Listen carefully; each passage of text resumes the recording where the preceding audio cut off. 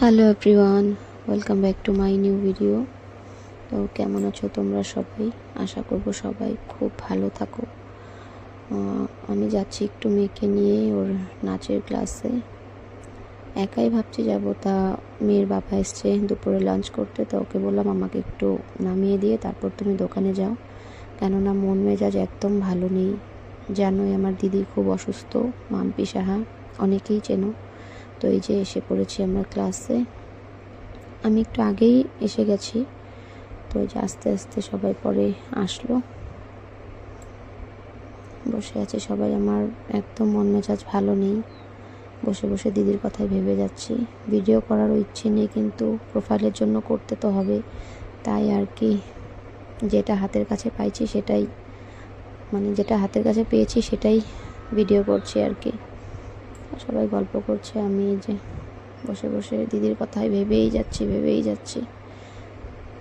একটু ওরা সিঙ্গেল সবাই আগে একটু প্র্যাকটিস করে নিচ্ছে।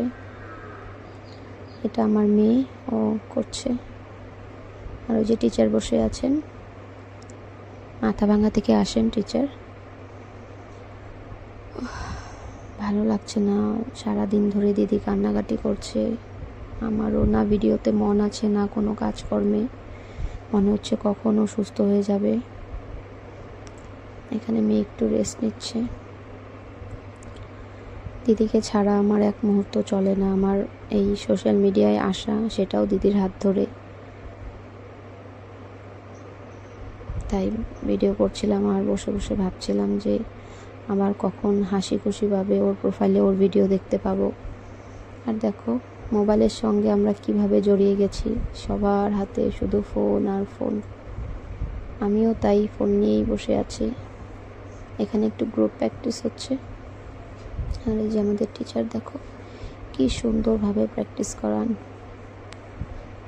খুব ভালো হয় আমাদের নাচের ক্লাসটা, যদি সবাই উপস্থিত থাকে আর কি। আর যদি সবাই উপস্থিত না থাকে সেদিন একদম ভালো হয় না ক্লাসটা। আজকে মোটামুটি সবাই আছে, তাই ঠিকঠাকভাবেই হচ্ছে ক্লাসটা।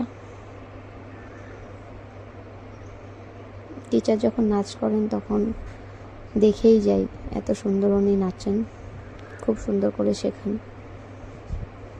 মাথাভাঙা থেকে আসেন উনি। আমাদের ক্লাস এখন প্রায় শেষের দিকেই, আর একটু পরেই বাড়ি চলে যাব।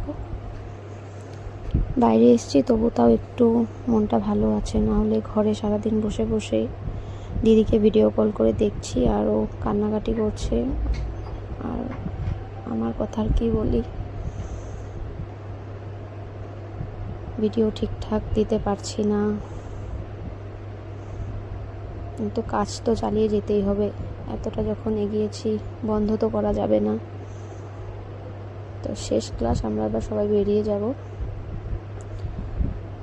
সবাই বেরিয়ে পড়েছি, প্রায় সন্ধ্যা লেগে গেছে, তখন 6টা মতো বাজে। এই আমার কাকিমণি,